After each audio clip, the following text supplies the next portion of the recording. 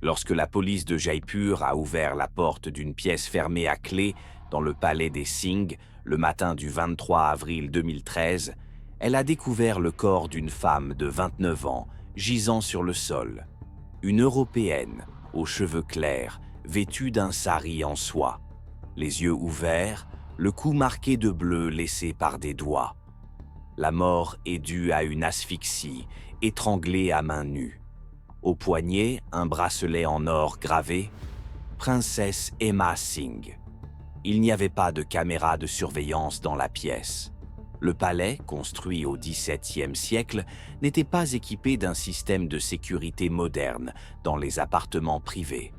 Le seul témoin est Priya, une servante de 25 ans qui a entendu des cris la nuit dernière, mais qui a eu peur d'entrer. Le mari de la défunte, le prince Raj Singh, héritier du Maharaja, a affirmé que sa femme était morte d'une crise cardiaque. Le médecin de famille l'a confirmé. Le corps a été incinéré 12 heures plus tard. Les cendres ont été dispersées sur le fleuve sacré. Les preuves ont disparu à jamais. Emma Larsson est née le 23 juin 1983 dans la petite ville suédoise de Västerås, dans une famille d'ouvriers d'une usine de construction mécanique et d'infirmières d'un hôpital régional. Une famille ordinaire de la classe moyenne, un appartement de 2 pièces dans un immeuble préfabriqué, des vacances une fois par an sur la côte suédoise, sans excès. Emma était fille unique, grande, 1,78 m, cheveux blonds, yeux bleus, très réguliers. À l'âge de 14 ans, elle a été remarquée par un recruteur d'une agence de mannequins dans un centre commercial. Il lui a proposé de se lancer dans le mannequinat. Ses parents étaient sceptiques, mais Emma rêvait. Les magazines de mode, les podiums, les voyages, l'argent, la gloire, tout ce qui manquait à la vie morne de Västerås. À 18 ans, juste après avoir terminé ses études, elle déménagea à Stockholm et signa un contrat avec l'agence Nordic Models, une petite agence, pas très connue, mais qui avait des relations. Les 2 premières années, elle travailla activement, séances photos pour les catalogues H&M et d'autres marques grand public, plusieurs apparitions dans des magazines suédois sur papier glacé, quelques défilés lors de la Fashion Week de Copenhague. Elle gagnait bien sa vie selon les critères d'une personne ordinaire, environ 30 à 40 000 $ par an. Mais pour le mannequinat, c'était un salaire moyen. Le problème était qu'Emma n'était pas unique. La Scandinavie produit des centaines de belles blondes chaque année. Les agences internationales recherchaient quelque chose de spécial, soit une apparence exotique, soit une taille supérieure à 1,20 m, soit des relations. Emma n'avait rien de tout cela. À 25 ans, le flux de travail a commencé à se tarir. L'agence lui proposait de plus en plus souvent des séances photos pour des marques secondaires, des événements d'entreprise en tant que mannequin promotrice. Elle gagnait de l'argent, mais sa carrière stagnait. Emma comprenait qu'en 2 ou 3 ans, elle serait mise à l'écart de l'industrie. L'âge est impitoyable dans le monde du mannequinat. Au milieu du mois de juillet 2010, l'agence proposa à Emma de travailler lors d'une soirée caritative à Monaco. Les organisateurs recherchaient des mannequins pour une séance photo. La rémunération était modeste, 2 000 € pour 3 jours de travail, mais le voyage était pris en charge par l'entreprise, l'hébergement dans un hôtel 4 étoiles et la possibilité de nouer des contacts utiles. Emma a accepté. Monaco était synonyme de gens riches. Peut-être que quelqu'un la remarquerait et lui proposerait quelque chose de mieux. La soirée principale a eu lieu le 18 juillet sur un yacht de 70 mètres appartenant à un homme d'affaires qatari. Le yacht était estimé à 50 millions de $. Les invités, des aristocrates européens, des cheikhs du Moyen-Orient, des oligarques russes, des propriétaires de clubs de football, des acteurs de second plan, des mannequins. Emma était là pour faire partie du décor. Elle souriait aux photographes, tenait une coupe de champagne, participait à des conversations légères. Un travail habituel. Vers minuit, un homme s'est approché d'elle. Il était petit, environ 1,70 m, de corpulence robuste, la peau mate, les cheveux noirs, poivre et sel, avec une moustache caractéristique des Sud-Asiatiques. Âgé d'environ 45 ans, il était habillé de manière élégante. Costume bleu foncé, Brioni, chemise blanche, montre Patek Philippe, un modèle qui coûtait plus de 120 000 $. À la main droite, une grosse bague en or avec un blason gravé sur un gros rubis.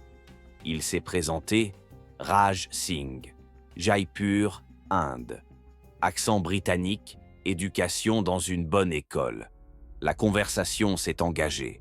Raj était courtois, il posait des questions sur le travail d'Emma, sa vie en Suède, ses projets. Il écoutait attentivement, ne l'interrompait pas, maintenait un contact visuel. Emma, habituée à ce que les hommes ne regardent que le décolleté des femmes lors de tels événements et leur suggère de se rendre dans leur chambre d'hôtel, était surprise. Cet homme se comportait comme un gentleman de la vieille école. Ils ont discuté pendant environ 1 heure. Raj lui a parlé un peu de lui. Fils unique d'un Maharaja du Rajasthan, diplômé d'Oxford, il dirige l'entreprise familiale, immobilier, hôtels, terres agricoles. Il a mentionné en passant que sa famille possédait un palais du XVIIIe siècle. À la fin de la soirée, il lui a proposé de se revoir le lendemain pour déjeuner. Emma a accepté. Ils se sont vus tous les jours pendant les 6 jours suivants. Restaurants étoilés au guide Michelin, promenade le long du quai, tour en hélicoptère le long de la côte. Raj était généreux. Il lui offrait des fleurs, un bracelet Cartier d'une valeur de 8 000 €, payait toutes les additions. Mais il gardait ses distances, n'insistait pas pour avoir des relations physiques, ne l'invitait pas dans sa chambre. Il se comportait comme un homme qui courtise avec des intentions sérieuses. Le 24 juillet, la dernière soirée avant le départ d'Emma pour Stockholm, Raj l'invita à dîner dans sa chambre, à l'hôtel Hermitage. Une suite avec vue sur le casino, un intérieur de style Belle Époque, une terrasse avec vue panoramique sur Monte-Carlo. Le dîner a été livré par le restaurant Le Louis XV. Huîtres, caviar noir, truffes, homard, vin Château Margaux, 1997. Le prix de la bouteille était d'environ 4 000 €. Après le dîner, lorsque les serveurs ont débarrassé la table et les ont laissés seuls, Raj a versé du cognac, Rémy Martin Louis XIII. Il s'est assis en face d'Emma et l'a regardé droit dans les yeux. Il a dit « Emma, j'ai une proposition à te faire, une proposition d'affaires. Écoute-moi jusqu'au bout, puis tu décideras. » Il sortit une enveloppe de la poche intérieure de sa veste, du papier crème, estampillé à l'or. Il la tendit à Emma. Elle l'ouvrit. À l'intérieur se trouvait un document de 3 pages, rédigé en anglais, intitulé « Preliminary Marriage Agreement », accord préliminaire de mariage. Raj commença à expliquer d'un ton calme et professionnel, comme s'il proposait un projet d'investissement. « Je te propose de devenir ma femme. Le contrat est d'une durée de 5 ans. Tu vivras dans ma résidence à Jaipur, porteras le titre de princesse Singh, m'accompagnera lors d'événements publics, représentera notre famille en société. Tu mèneras une vie confortable, tu auras des domestiques personnels, un budget illimité pour tes vêtements et tes dépenses personnelles, et tu voyageras. Tu n'auras pas à remplir tes obligations conjugales au sens traditionnel du terme. Nous partagerons notre vie publique, mais ta vie privée restera à ta discrétion. Au bout de 5 ans, si toutes les clauses du contrat ont été respectées, je te verserai 2 millions de dollars américains. Le divorce sera prononcé d'un commun accord, sans aucune réclamation de part et d'autre. Emma resta silencieuse, digérant ce qu'elle venait d'entendre. Raj poursuivit « Je comprends que cela puisse paraître inhabituel, mais de tels accords ne sont pas rares dans certains milieux. Ma famille a besoin d'une épouse d'origine européenne pour renforcer ses relations internationales. Les anciennes dynasties du Rajasthan perdent de leur influence. Leurs liens avec la couronne britannique se sont affaiblis après l'indépendance de l'Inde. Une épouse européenne améliorera notre statut et attirera l'attention des investisseurs occidentaux sur nos projets. Tu as besoin de stabilité financière et de la possibilité d'assurer ton avenir. Il s'agit d'une coopération mutuellement avantageuse. Emma retrouva la parole. « Tu proposes de m'acheter » Raj secoua la tête. « Je propose un partenariat commercial. Tu es une femme intelligente. Tu comprends comment fonctionne le monde. Les mariages de convenance existent depuis des milliers d'années. La différence, c'est que je te propose des conditions honnêtes et transparentes, avec des délais et une rémunération claire. 2 millions de dollars pour 5 ans. C'est plus que ce que tu gagneras pendant toute ta carrière de mannequin. Réfléchis-y. » Emma a demandé à garder le document, disant qu'elle avait besoin de temps. Raj a accepté, sans insister. Il lui a donné son numéro de téléphone et lui a dit « Appelez-moi quand vous aurez pris votre décision. J'attendrai. » Il l'a raccompagné à sa voiture et lui a baisé la main en guise d'adieu, comme un gentleman du 19e siècle. Emma est revenue à Stockholm le 25 juillet. Elle a passé les 2 semaines suivantes à réfléchir. Elle a relu le document des dizaines de fois. Elle l'a montré à une amie proche qui travaillait comme avocate dans une multinationale. Son amie l'a étudié et lui a dit « Techniquement, c'est légal. C'est un contrat de mariage avec des conditions claires. Ils existent, surtout chez les personnes très riches. Si tout est correctement enregistré par un notaire et des avocats, c'est une transaction légitime. La question est uniquement d'ordre éthique. Es-tu prête à vendre 5 ans de ta vie ?» Emma réfléchit aux chiffres. 2 millions de dollars. Au taux de change actuel, environ 14 millions de couronnes suédoises. Avec cet argent, elle pourrait acheter un appartement dans le centre de Stockholm, investir dans une entreprise, subvenir aux besoins de ses parents qui ont travaillé toute leur vie pour un salaire de misère. 5 ans, ce n'est pas beaucoup. De 27 à 32 ans.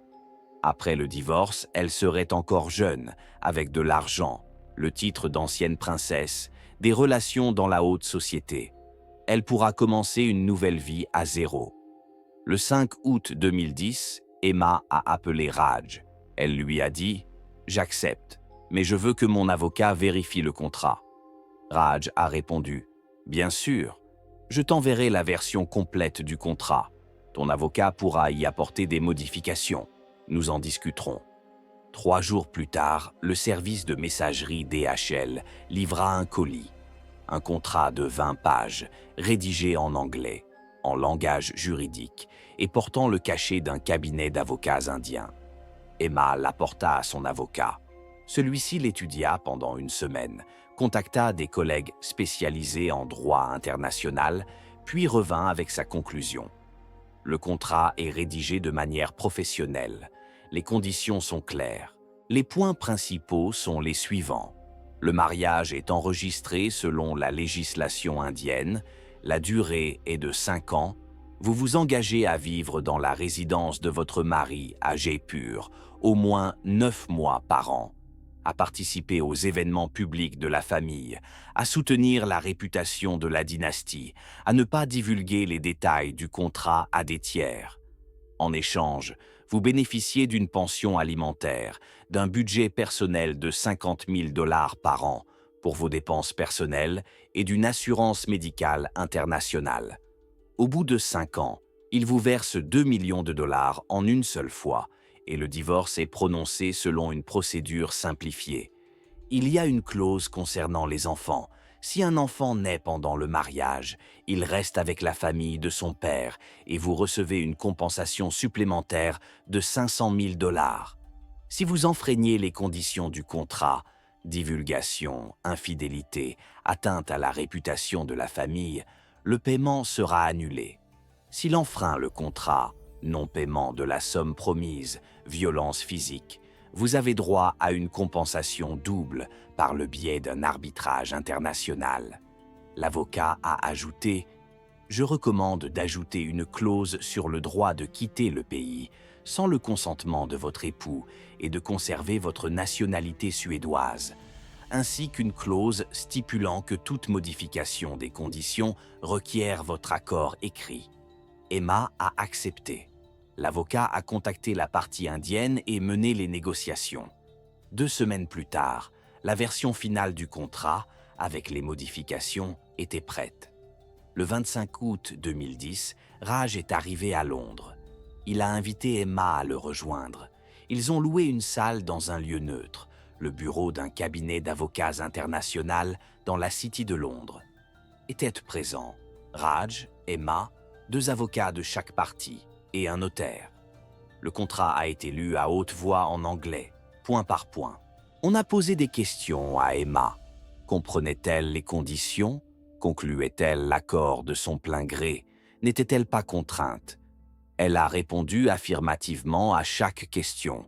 Ils ont signé 3 exemplaires, certifiés par un notaire.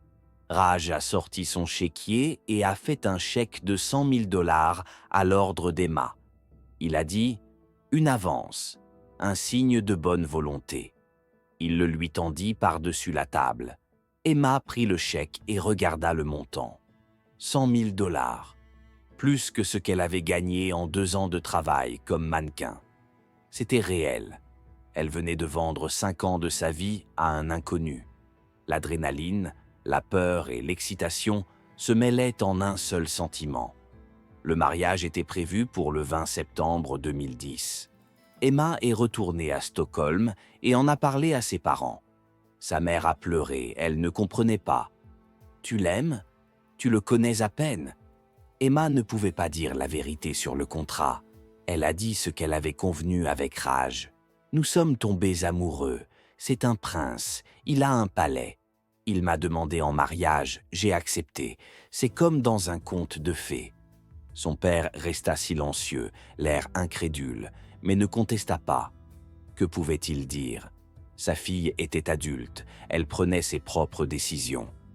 Le 15 septembre, Emma arriva à Delhi par un vol Air India. Raj l'attendait à l'aéroport avec des gardes et un chauffeur. Il l'a conduite à Jaipur, à 400 km au nord-ouest. Ils ont roulé pendant 5 heures sur les routes indiennes. Chaos, camions, motos avec des familles entières, vaches sur la chaussée, saleté, misère le long de la route. Emma regardait par la fenêtre, essayant de réaliser qu'elle allait passer les 5 prochaines années ici. Jaipur est la ville de pierre rose, capitale du Rajasthan, avec une population de 3,5 millions d'habitants. De vieux forts sur les collines, des palais de Maharaja, des bazars, des temples. La voiture franchit la porte de la vieille ville, serpenta dans les rues étroites et s'arrêta devant une imposante porte sculptée. Les gardes l'ouvrirent.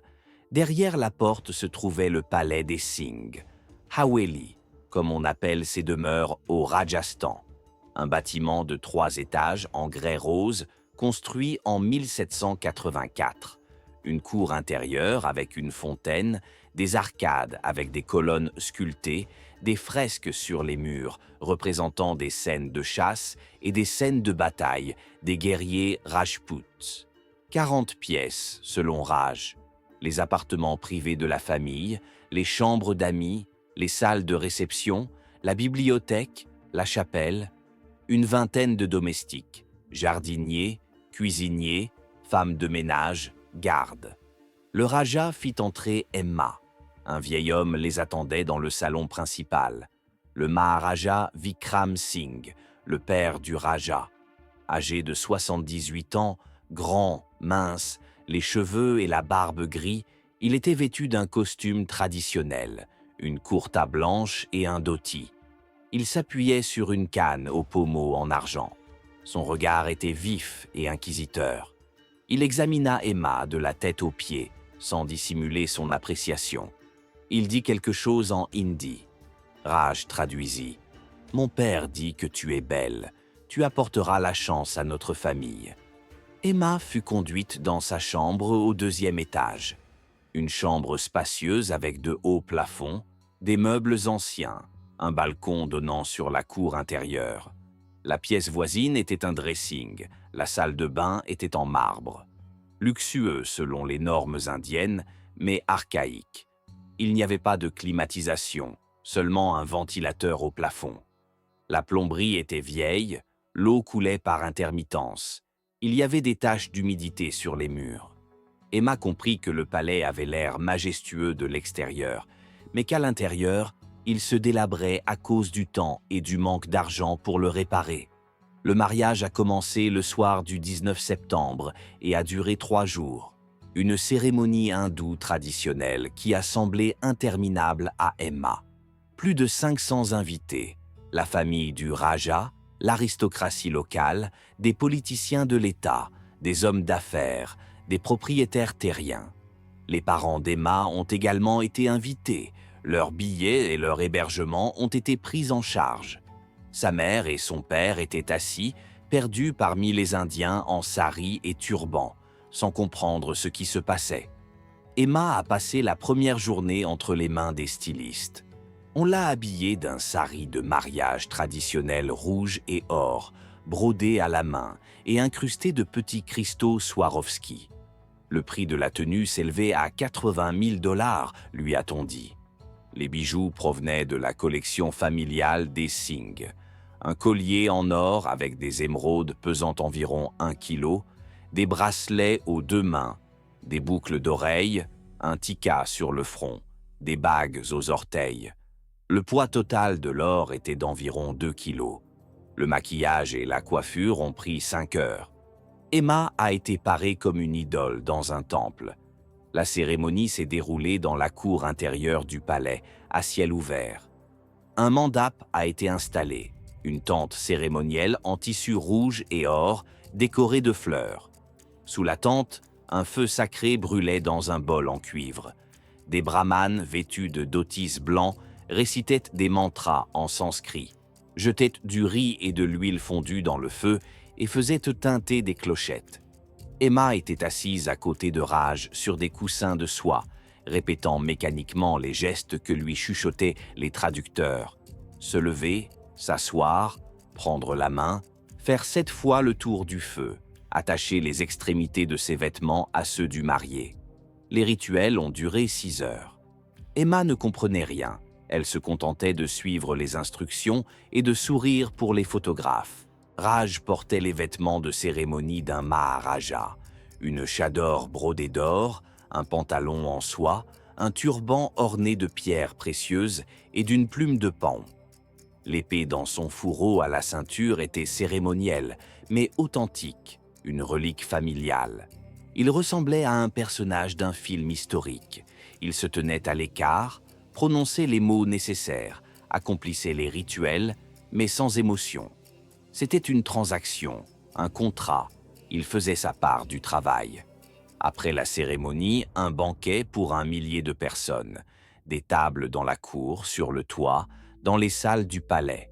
La nourriture, des dizaines de plats traditionnels du Rajasthan, du curry épicé aux sucreries à base de lait concentré. Les musiciens jouaient du sitar et du tabla. Les danseuses exécutaient des danses classiques. À minuit, un feu d'artifice illumina le ciel au-dessus de Jaipur. Des centaines d'inconnus félicitèrent Emma, l'appelèrent princesse et touchèrent ses pieds en signe de respect. Elle souriait et acquiesçait, sans comprendre un mot de ce qu'il disait en hindi. La première nuit de noces fut une formalité. Le Raja l'emmena dans la chambre à coucher et ferma la porte. Ils restèrent debout en silence. Puis il dit « Tu es fatigué, va te coucher. Je retourne auprès des invités. » Il partit. Emma resta seule, retira ses lourds bijoux et s'effondra sur le lit. Elle comprit qu'il n'avait pas l'intention de partager son lit. Le contrat n'exigeait pas de relations physiques et il ne prétendait pas le contraire. Les premiers mois de sa vie au palais furent étranges. Emma se réveillait dans une immense chambre. Les domestiques lui apportaient son petit déjeuner et lui demandaient quels vêtements préparer. Elle avait sa propre garde-robe, des dizaines de saris, des bijoux, des chaussures. Son budget personnel était de 50 000 $ par an, comme promis. Mais elle n'avait rien à dépenser. Jaipur n'est pas Paris. Les magasins vendaient des textiles, des épices, des souvenirs pour les touristes. Il n'y avait pas de boutique de luxe. Raj se montrait rarement. Il prenait son petit déjeuner séparément, passait ses journées au bureau, à gérer l'entreprise familiale. Il dînait avec Emma une fois par semaine, discutait des formalités, à quels événements assister, quels vêtements porter, comment se comporter. Le reste du temps, elle était livrée à elle-même. Elle lisait, regardait des films sur Internet, se promenait dans le palais. Elle s'ennuyait à mourir. Le vieux Maharaja, le père du Raja, gardait ses distances. Il passait ses journées dans sa chapelle, recevait la visite de vieux amis et ne quittait presque jamais ses appartements. Emma le voyait une fois par mois lors des dîners de famille. Il la regardait comme une curiosité, lui posait parfois des questions par l'intermédiaire d'un interprète. D'où venait-elle? Que pensait-elle de l'Inde? Emma répondait poliment, se sentant comme une pièce de musée. Les événements publics ont commencé 3 mois plus tard. Raj a emmené Emma à une soirée caritative à Delhi, où des fonds étaient collectés pour un hôpital pour enfants. Emma portait un sari d'un créateur indien, des bijoux, une coiffure. Elle a été présentée comme la princesse Singh, épouse de l'héritier du Maharaja. Les photographes prenaient des clichés, les journalistes posaient des questions. Emma souriait, prononçait des phrases toutes faites sur son bonheur en Inde, son admiration pour la culture. Raj était à ses côtés, lui tenait la main pour les caméras, jouait le rôle du mari aimant. Après l'événement, dans la voiture, il lui a dit « Tu t'en es bien sorti, continue comme ça. Nous avons besoin que la société nous voie comme un couple idéal. » Emma a acquiescé. C'était son travail. Elle remplissait sa part du contrat. Il y avait 10 à 12 événements de ce type par an. Des soirées, des ventes aux enchères caritatives, des inaugurations d'hôtels, des mariages d'enfants d'autres familles aristocratiques. Emma était toujours sur son 31, le sourire aux lèvres, la main de Raj sur la taille pour les photos. Le reste du temps, ils vivaient comme des colocataires. Ils se saluaient dans le couloir, dînaient en silence, dormaient dans des chambres séparées. Raj initiait une relation physique environ une fois par mois. Il venait dans sa chambre tard le soir et disait « J'en ai besoin ».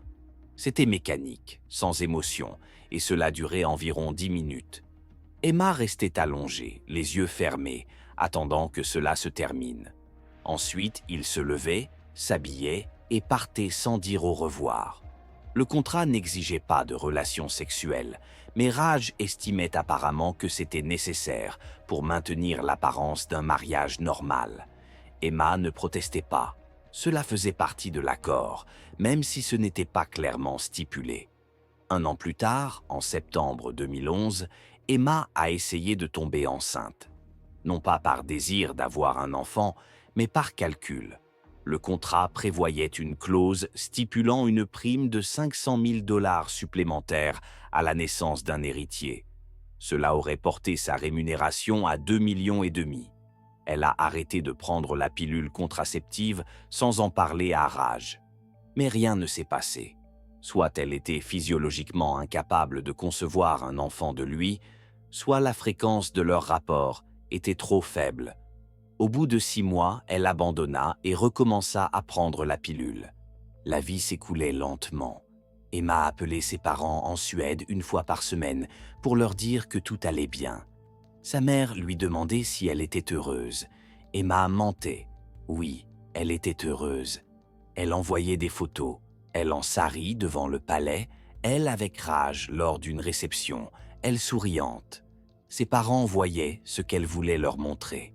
La réalité était autre, solitude, ennui, sentiment que la vie passait à côté d'elle. En décembre 2012, au cours de la 3e année de son mariage, un événement a tout changé. Le vieux Maharaja, le père de Raj, est mort. Il avait 78 ans. Il est mort de vieillesse et d'insuffisance cardiaque. Emma l'a appris le matin, lorsque les domestiques sont arrivés en courant et en criant. Elle est descendue et a vu Raj assis près du corps de son père dans la chapelle. Le vieil homme était allongé sur le sol, sur un tissu blanc, les mains croisées sur la poitrine.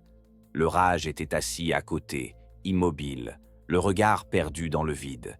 Les funérailles se déroulèrent selon les traditions hindoues. Le corps fut incinéré sur les rives du Gange, le fleuve sacré, où il avait été transporté sur 300 kilomètres.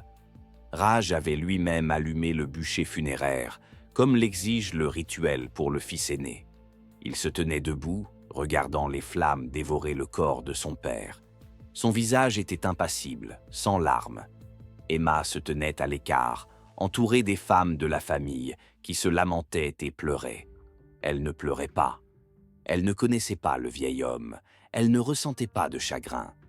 Après les funérailles, Raj est devenu le chef de famille et l'héritier officiel du titre de Maharaja. Ce titre était symbolique. Après l'indépendance de l'Inde en 1947, les Maharajas ont perdu leur pouvoir politique, mais ont conservé leur statut social et leur richesse.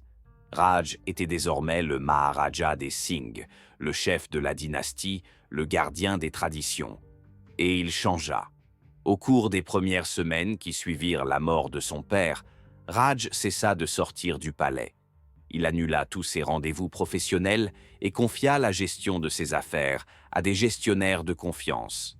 Il passait ses journées dans la chapelle de son père, à lire des textes anciens en sanskrit. Il invita des brahmanes, des prêtres hindous, qui accomplissaient des rituels quotidiens, récitaient des mantras et brûlaient de l'encens. Le palais s'emplit de l'odeur de l'encens et de l'huile brûlée. Emma le vit sombrer progressivement dans le fanatisme religieux. Il s'est laissé pousser la barbe et a revêtu un rudraksha, un collier de graines d'un arbre sacré que portent les ascètes. Il a cessé de manger de la viande et est passé à un régime végétarien strict. Il se réveillait à 4 heures du matin pour prier et passait des heures en méditation. Emma a essayé de lui parler, lui a demandé ce qui se passait. Il a répondu « Je découvre la vraie voie. Mon père m'a montré à quel point je m'étais égaré. J'ai trahi les traditions au profit des valeurs occidentales. Maintenant, je vais revenir à mes racines. » En mars 2013, 3 mois après la mort de son père, Raj a convoqué Emma dans la bibliothèque. Elle entra. Il était assis derrière une table en bois massif, un livre ouvert devant lui. Un livre ancien, aux pages jaunies. Le texte était en sanskrit. Raj regarda Emma. Ses yeux brillaient d'une lueur fanatique. Il dit « Assieds-toi, nous devons parler. » Emma s'assit en face de lui, inquiète. Raj commença à parler lentement, distinctement. « Tu es ma femme. Selon les lois de nos ancêtres, la femme fait partie intégrante de son mari. Lorsque le mari meurt, la femme est tenue de le suivre dans l'au-delà. C'est ce qu'on appelle le sati. » Emma connaissait ce mot. Le sati est une ancienne tradition hindoue qui consiste pour les veuves à s'immoler sur le bûcher funéraire de leur mari. Interdit par les autorités coloniales britanniques en 1829, il a été criminalisé par la législation indienne. Les derniers cas enregistrés remontent au XXe siècle, dans des villages reculés, et ont provoqué des scandales. Elle demanda « Le sati ? De quoi parles-tu » Raj poursuivit « Mon père est mort. Tu es ma femme. Tu dois donc le suivre en accomplissant le rituel de purification. Cela purifiera le karma de notre famille et nous apportera la bénédiction de nos ancêtres. » Emma n'en croyait pas ses oreilles. « Ton père est mort il y a 3 mois. Je ne suis pas ta propriété. Le sati est interdit par la loi indienne depuis le XVIIIe siècle. Tu as perdu la tête. » Raj n'éleva pas la voix. Il parlait calmement, comme un professeur expliquant à son élève « La loi est pour les gens ordinaires. Nous sommes une famille royale. La tradition est au-dessus de la loi. Nos ancêtres pratiquaient le sati depuis des centaines d'années. C'est un honneur pour une femme de mourir avec son mari ou son beau-père si son mari est encore en vie. Cela montre sa dévotion. » Emma se leva, le sang battant dans ses tempes. « Je ne vais pas me brûler pour ton père décédé. C'est de la folie. Nous avons un contrat. Encore 2 ans, et je serai libre. » Raj ferma le livre et la regarda froidement. « Le contrat est une invention occidentale. J'étais aveugle quand je l'ai signé. Maintenant, je vois clairement. Tu n'es pas ici sous contrat. Tu es ici en tant que ma femme, selon les lois du Dharma, et tu accompliras ton devoir. » Emma se retourna et courut vers la porte. La main de Raj l'attrapa par le poignet et le serra douloureusement. Elle essaya de se dégager, mais il la tenait fermement. Il dit « Ne m'oblige pas à utiliser la force. Tu as le temps de réfléchir. La cérémonie aura lieu dans 7 jours. Prépare-toi. » Il la lâcha. Emma sortit en courant de la bibliothèque, monta dans sa chambre et s'enferma. Elle tremblait, incapable de croire ce qui était en train de se passer. Il ne plaisantait pas. Le fanatisme dans ses yeux était réel. Il croyait en ce qu'il disait. Elle a attrapé son téléphone et a essayé d'appeler le consulat suédois à Delhi. Le numéro ne fonctionnait pas. Elle a vérifié son téléphone. Pas de réseau. Elle a essayé d'utiliser Internet sur son ordinateur portable. Ça ne marchait pas. Elle s'est approchée de la porte et a essayé de l'ouvrir. Elle était verrouillée de l'extérieur. Elle était piégée. Emma passa la première nuit à essayer de trouver une issue. La porte était verrouillée de l'extérieur par un solide verrou. Elle entendait le métal grincer lorsqu'elle essayait d'appuyer sur la poignée. Les fenêtres de sa chambre donnaient sur la cour intérieure, au 2e étage, à environ 6 mètres de hauteur. Il était impossible de sauter sans se blesser. En bas, 2 gardes patrouillaient avec des lampes, faisant le tour toutes les demi-heures. Elle a essayé de crier par la fenêtre, d'appeler à l'aide. Les gardes ont levé les yeux, se sont regardés, puis ont continué leur ronde. Ils savaient. On leur avait ordonné d'ignorer ces cris. Le lendemain matin, le 16 mars 2013, on frappa à la porte.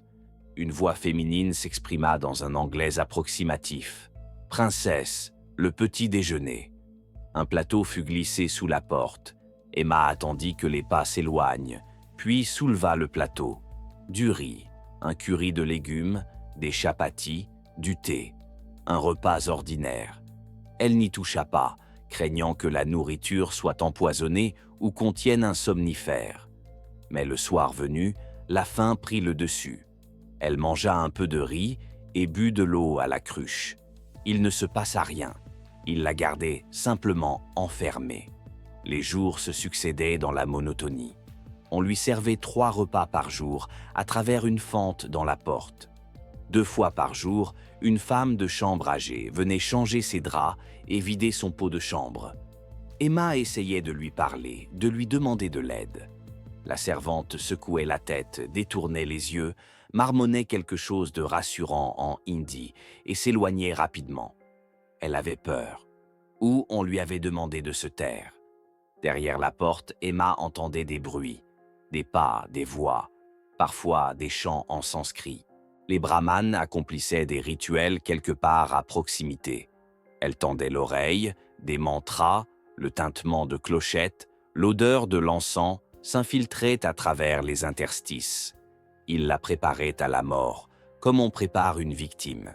Le 3e jour, le 18 mars, Emma entendit un nouveau bruit. Le grincement du métal sur la pierre, rythmé, derrière le mur de sa chambre. Il construisait de quelque chose. Elle colla son oreille contre le mur, écouta. Des coups de marteau, des voix masculines donnaient des ordres. Au bout de quelques heures, tout redevint calme. Elle ne comprenait pas ce qu'il faisait, mais son inquiétude grandissait. 4e jour, le 19 mars, Emma était assise près de la fenêtre et regardait la cour. Elle vit qu'on apportait du bois dans la cour. Beaucoup de bois. Des hommes en dotis blanc l'empilaient soigneusement au centre de la cour. Une pyramide d'environ 1 mètre de haut et 2 mètres de diamètre. Un bûcher funéraire. Son bûcher. Elle comprit que Raj ne bluffait pas. Il allait vraiment la brûler. La panique la submergea. Emma se mit à frapper à la porte en criant « À l'aide! Au secours! Il veut me tuer! Appelez la police !» Elle cria jusqu'à en perdre la voix. Personne ne vint. Seul l'écho résonnait dans les couloirs vides du palais. 5e jour, le 20 mars. Le matin, la porte s'ouvrit. 2 femmes inconnues, vêtues de saris traditionnels, entrèrent. L'une tenait un plateau avec de la nourriture, l'autre une cruche d'eau. Elles posèrent le plateau sur la table et se retournèrent pour partir. Emma se précipita vers la porte et tenta de s'enfuir. Le gardien à l'extérieur, un homme corpulent moustachu, l'attrapa par les épaules et la repoussa dans la pièce. Sa force était immense. Emma tomba par terre. La porte se referma, le verrou cliqua. Elle s'assit par terre et pleura. Pour la première fois depuis plusieurs jours, elle se permit de craquer. Jusque-là, elle avait tenu bon, essayé de réfléchir rationnellement, chercher une issue. Mais il n'y en avait pas. Elle se trouvait au cœur de l'Inde, dans un palais privé, entouré de personnes fidèles au Raj. Personne ne savait qu'elle était en danger. Ses parents, en Suède, pensaient qu'elle allait bien. Elle leur avait téléphoné pour la dernière fois 2 semaines auparavant, leur avait dit qu'elle était occupée et qu'elle les rappellerait plus tard. 6e jour, le 21 mars. Le soir, la porte s'ouvrit à nouveau. Raj entra, seule, sans garde du corps. Emma était assise sur son lit et le regardait. Il semblait calme, serein. Il avait la barbe taillée, portait une courta blanche et des sandales. Il tenait dans ses mains un rouleau de papier ancien couvert d'écritures sanskrites. Il s'est approché et s'est assis sur une chaise en face d'elle. Il a dit doucement « Emma, demain. La cérémonie aura lieu à l'aube. Tu as une dernière chance. Accepte volontairement. Ce sera une mort honorable. Les brahmanes accompliront le rituel correctement. Tu partiras en paix. Ton âme renaîtra dans une caste supérieure. C'est une bénédiction. » Emma le regardait, incrédule, ne pouvant croire que c'était l'homme avec lequel elle avait signé un contrat 3 ans auparavant.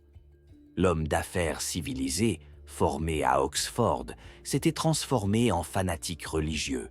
Elle retrouva sa voix, rauque à force de crier « Raj, c'est un meurtre, tu comprends, tu vas me tuer. La justice te punira, la Suède exigera une enquête, tu ne pourras pas le cacher. » Raj secoua la tête. « La justice ne m'aura pas, c'est ma terre, mon palais, ma famille. La police locale n'osera pas venir ici sans invitation. Les politiciens du Rajasthan sont liés à nous. Ta mort sera enregistrée comme naturelle.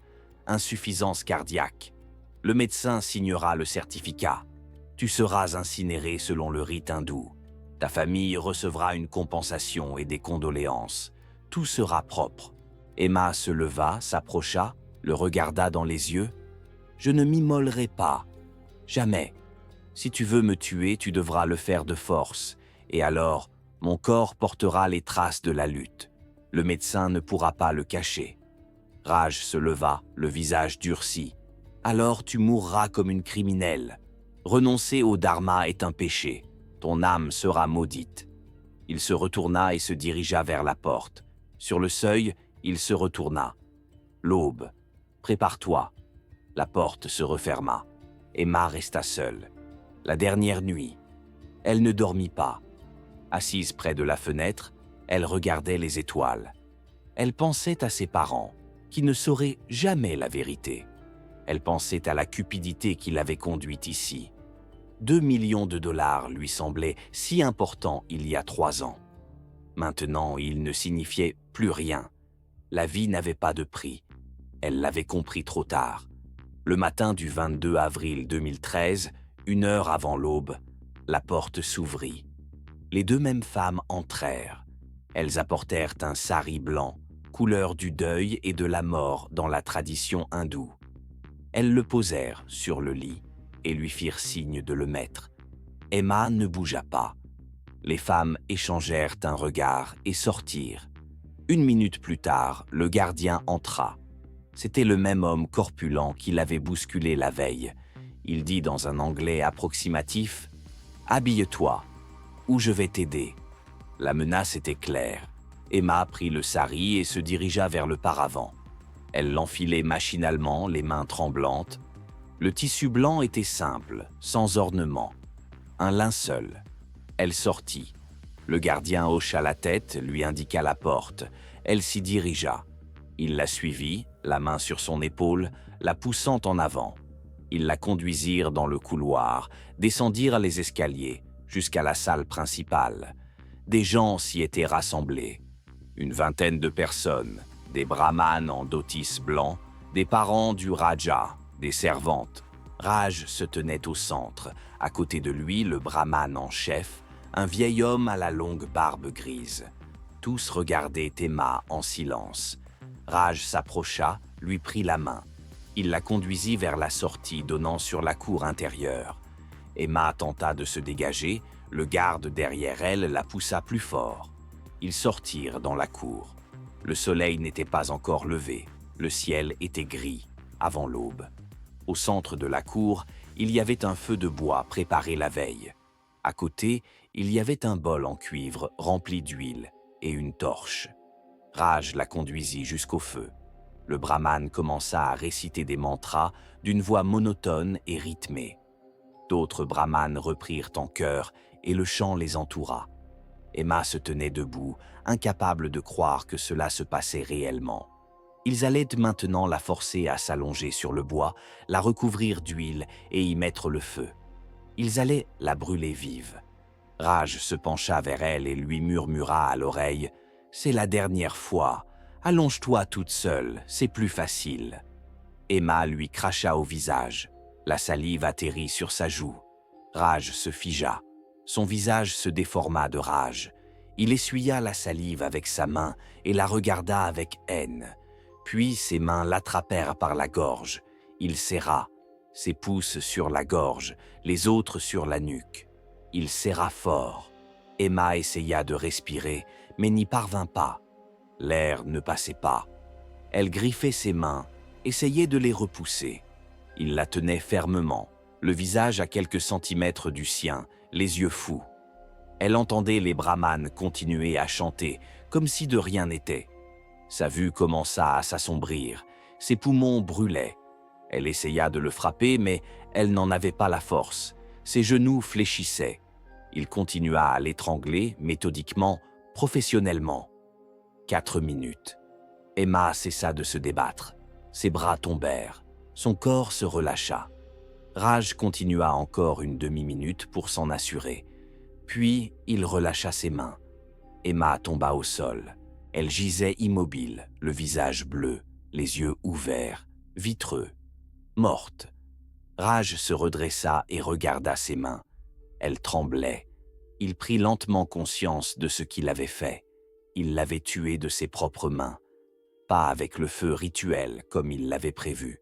Il l'avait tuée dans un accès de rage. Les brahmanes se turent. Silence. Tous regardaient le corps. Raj ordonna au garde. « Ramène-la dans la chambre, vite !» Le garde souleva le corps et le porta à l'intérieur du palais. Raj le suivit. Priya, une servante de 25 ans, se tenait dans l'ombre de l'arcade et observait tout. Elle avait vu le prince étrangler sa femme. Elle avait entendu le craquement. Elle avait vu le corps être emporté. Elle se collait contre le mur, tremblant de peur. Elle n'aurait pas dû voir cela, mais elle l'avait vu. 1 heure plus tard, Raj appela le médecin de famille. Le docteur Mehta, un homme de 60 ans, soignait la famille Singh depuis 20 ans. Il arriva rapidement. Raj le conduisit dans la chambre où le corps d'Emma gisait sur le lit. Le médecin l'examina. Il vit les ecchymoses sur le cou, caractéristiques d'un étranglement. Il regarda Raj d'un air interrogateur. Raj a dit calmement « Elle est morte d'une crise cardiaque. Rédigez le rapport. » Le médecin a hésité. « Maharaja, les marques sur le cou ?» Raj l'a interrompu. « Elle est tombée et s'est cognée contre le bord du lit. Après une crise cardiaque. Écrivez cela. » Il a sorti une enveloppe et l'a posée sur la table. Une enveloppe épaisse, manifestement remplie d'argent. Le médecin regarda l'enveloppe, le corps, Raj. Il prit l'enveloppe. Il rédigea le rapport. Insuffisance cardiaque aiguë. Le décès est survenu à 5h30 du matin, le 22 avril 2013. Il signa et apposa son cachet. À 10 heures du matin, le corps d'Emma fut transporté au crématorium. Le crématorium privé, appartenant à la famille Singh, était utilisé pour la crémation des membres de la dynastie. Raj supervisa personnellement le processus. Le corps fut déposé sur une estrade en bois, recouvert d'un tissu blanc et aspergé d'huile bouillante. Le brahmane récita une courte prière. Raj y mit le feu. Le feu engloutit le corps en quelques secondes. La crémation dura 4 heures. À 2 heures de l'après-midi, il ne restait plus que des cendres. Elles furent recueillies dans une urne en cuivre. Le lendemain, le 23 avril, Raj emporta l'urne au bord du Gange et dispersa les cendres dans l'eau. C'était la tradition. Le corps d'Emma n'existait plus. Les preuves avaient disparu. Le même jour, le 23 avril, Raj a appelé Stockholm. Il a contacté les parents d'Emma. Ingrid Larsson a décroché le téléphone. Elle entendit une voix avec un accent. « Madame Larsson, ici Raj Singh, le mari de votre fille. J'ai une triste nouvelle à vous annoncer. Emma est décédée hier matin d'une crise cardiaque. Cela a été soudain. Les médecins n'ont pas pu la sauver. Mes condoléances. » Ingrid était incapable de parler. Son mari a pris le combiné et a demandé des détails. Raj a expliqué. Insuffisance cardiaque aiguë. Le corps a été incinéré selon le rite hindou, comme il est d'usage pour les membres de la famille Singh. Les cendres ont été dispersées sur le fleuve sacré. Il a exprimé sa profonde tristesse, a dit qu'il aimait Emma, que c'était une perte immense. Le père d'Emma demanda s'il pouvait voir le rapport médical et parler au médecin. Raj répondit qu'il enverrait bien sûr une copie du rapport. Il ajouta « En signe de respect et de soutien, je vous transfère 500 000 $ pour couvrir les frais liés au deuil. C'est le peu que je puisse faire. » Les parents étaient sous le choc. Leur fille était morte. Il n'y avait pas de corps, seulement les paroles d'un inconnu au téléphone. Mais que pouvait-il faire? L'Inde était loin, les lois étaient différentes, les traditions incompréhensibles.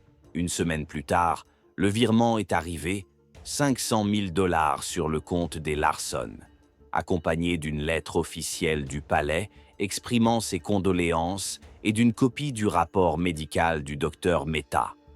Cachet, signature, tout était en règle. Ingrid n'y croyait pas. Son instinct maternel lui disait que non. Emma était en bonne santé, jeune, âgée de 29 ans. Elle ne s'était jamais plainte de problèmes cardiaques. Une crise cardiaque, sortie de nulle part? Elle a contacté le ministère suédois des Affaires étrangères et exigé une enquête. Le ministère a demandé des informations à la partie indienne. Le gouvernement indien a répondu « La mort a été enquêtée par la police locale, reconnue comme naturelle. Le corps a été incinéré selon les traditions religieuses de la famille de la défunte. L'affaire est close. Ingrid n'a pas abandonné. Elle a engagé un détective privé en Inde. Celui-ci s'est rendu à Jaipur et a tenté d'accéder au palais des Singh. Il s'est heurté à un refus. Il a essayé d'interroger les habitants. Personne n'a voulu parler. La famille Singh est influente. Tout le monde a peur. Le détective est revenu bredouille. Les mois passaient. Ingrid écrivait des lettres aux organisations de défense des droits de l'homme, à l'ONU, à la Cour européenne. Partout, on lui témoignait de la sympathie, mais personne ne pouvait rien faire.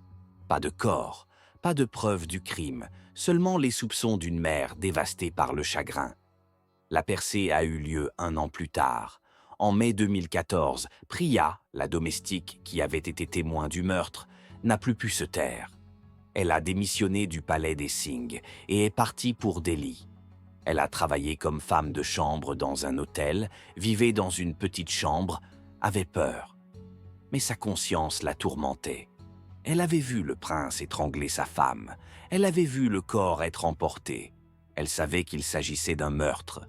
Elle a contacté l'Organisation de défense des droits humains, Femmes de l'Inde, qui s'occupait des affaires de violence domestique.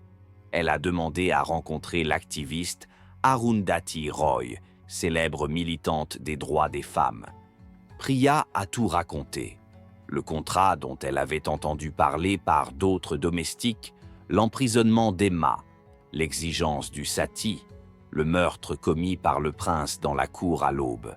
Arundhati a enregistré son témoignage sur un dictaphone. Elle a compris qu'il s'agissait d'une affaire énorme. Si l'histoire était vraie, ce n'était pas simplement un meurtre, mais la résurgence du sati, un rituel interdit, un scandale d'ampleur nationale. Elle a contacté un journaliste du Hindu, le plus grand journal anglophone de l'Inde. Le journaliste Sanjay Kumar s'est chargé de l'enquête. Il s'est rendu à Jaipur, a interrogé Priya en détail et l'a filmée. Il a tenté d'interroger d'autres servantes du palais. La plupart ont refusé de parler. Mais l'une d'entre elles, déjà licenciée, a confirmé « Oui, la princesse avait été enfermée la semaine précédente. Oui, un bûcher avait été construit dans la cour. Oui, le matin du 22 avril, on l'avait vu porter un corps sans vie dans la maison. » Sanjay a retrouvé le docteur Mehta. Le médecin a refusé de donner une interview, prétextant le secret médical. Mais le journaliste lui a fait comprendre que si l'affaire était portée devant les tribunaux, le médecin serait appelé à témoigner et qu'il ne pourrait alors pas garder le silence. Mehta a pris peur, mais n'a pas changé sa déposition. En juillet 2014, The Hindu a publié un article en première page. Une princesse suédoise étranglée dans un palais du Rajasthan pour avoir refusé de se suicider. L'article était accompagné d'une photo d'Emma, des détails du contrat, du témoignage de Priya et de l'avis d'experts en droit de l'homme. Le scandale a éclaté. Les médias internationaux ont repris l'affaire. BBC, CNN, The Guardian, le prince meurtrier, le sati au XXIe siècle, contrat pour la mort. Des organisations féministes de toute l'Inde ont organisé des manifestations pour réclamer l'arrestation de Raj Singh. Le gouvernement suédois a officiellement exigé de l'Inde une enquête et que justice soit faite. Sous la pression internationale, la police du Rajasthan a été contrainte d'agir. Le 23 juillet 2014, une brigade de police s'est rendue au palais des Singh. Elle avait un mandat d'arrêt contre Raj Singh pour meurtre. Raj s'est rendu sans résistance. Il a été emmené à la prison de Jaipur. L'enquête a commencé. Priya, d'autres domestiques, le médecin et des membres de la famille ont été interrogés. Le palais et la cour où le meurtre avait eu lieu ont été inspectés. Mais 1 an et demi s'était écoulé. Les traces avaient été effacées par la pluie et les témoins avaient changé leur déposition sous la pression de la famille Singh. Le procès a commencé en décembre 2014. Il a duré 2 ans. Priya était le témoin clé de l'accusation. Elle a témoigné. Elle avait vu de ses propres yeux Raj étrangler Emma. Elle avait vu le corps. Les avocats de Raj l'ont attaquée violemment. Ils ont souligné qu'elle appartenait à une caste inférieure, les Dalits, les intouchables. Ces témoignages ne sont pas crédibles. Elle est vexée d'avoir été licenciée. Elle se venge. La justice indienne est encore imprégnée de préjugés liés aux castes. Les juges l'ont écoutée, mais ils ont émis des doutes. Le docteur Mehta a refusé de modifier son témoignage. Il a insisté, c'était une crise cardiaque, sous serment. Le procureur a tenté de prouver que le médecin avait été soudoyé. Mais il n'y avait aucune preuve directe. Personne n'avait vu l'enveloppe contenant l'argent, à part le médecin et le prince. Le problème principal, il n'y avait pas de corps. Aucune expertise ne pouvait confirmer l'étranglement. Seules les paroles de la servante s'opposaient à celles du prince. Les avocats de Raj ont construit leur défense. Emma est bien morte d'une crise cardiaque survenue pendant sa promenade matinale dans la cour.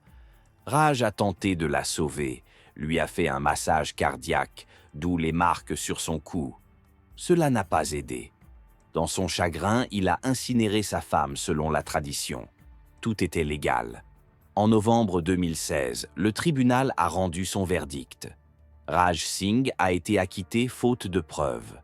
Le juge a déclaré que le témoignage de Priya était contradictoire et n'était pas corroboré par des sources indépendantes, que le rapport médical indiquait une mort naturelle et que l'absence du corps rendait impossible la détermination de la cause exacte du décès. L'accusation n'est pas prouvée au-delà de tout doute raisonnable. La salle d'audience a explosé de cris. Les militants scandaient « Le meurtrier est en liberté ». La mère d'Emma, Ingrid, qui s'était rendue en Inde pour assister au procès, pleurait. Raj est sorti de la salle d'audience en homme libre. Il est retourné dans son palais en triomphateur. Afin d'apaiser le scandale international, le gouvernement indien a proposé une compensation à la famille d'Emma. 3 millions de dollars pour préjudice moral, à condition de cesser les accusations publiques, de ne pas faire appel et de clore le dossier. Les parents d'Emma, épuisés par 2 ans de procès, ont accepté. Ils ont pris l'argent. Ils sont rentrés en Suède. Ils ont enterré un cercueil vide au cimetière de Västerås. Sur la pierre tombale, Emma Larsson, 1983-2013, fille bien-aimée. En décembre 2016, un mois après l'acquittement de Raj, Priya a disparu. Elle vivait à Delhi, louait un appartement et travaillait dans une ONG qui venait en aide aux victimes de violences domestiques. Le soir du 21 décembre, elle est sortie du bureau, a pris un pousse-pousse et est rentrée chez elle. Personne ne l'a revue depuis. La police a retrouvé le pousse-pousse le lendemain, abandonné dans une zone industrielle. Le conducteur avait disparu. Il n'y avait aucun signe de lutte dans l'appartement de Priya. Elle avait simplement disparu. Les recherches ont duré 2 semaines. On n'a trouvé ni son corps, ni aucune trace. Les militants affirmaient qu'elle avait été tuée par les hommes de Raj Singh. Une vengeance pour son témoignage. Un avertissement à ceux qui oseraient s'élever contre les familles influentes. La police a nié. Elle a déclaré qu'elle était peut-être partie de son plein gré pour échapper à l'attention des médias. L'affaire a été enregistrée, mais n'a pas fait l'objet d'une enquête active. Arundhati Roy, militante des droits humains, a déclaré dans une interview « Priya était une femme courageuse. Elle a risqué sa vie en disant la vérité. Le système l'a trahi. Le tribunal a acquitté le meurtrier. Elle est probablement morte à présent. C'est un message adressé à toutes les femmes indiennes. Taisez-vous ou vous le paierez. » Raj Singh a refusé de commenter la disparition de Priya. Son avocat a déclaré « Le Maharaja Singh n'a rien à voir avec la disparition du témoin. Il s'agit d'une tentative des militants de salir son nom après son acquittement justifié par le tribunal. » Aujourd'hui, des années plus tard, Raj Singh vit dans son palais à Jaipur. Il a 62 ans. Il n'est pas marié. Il dirige l'entreprise familiale.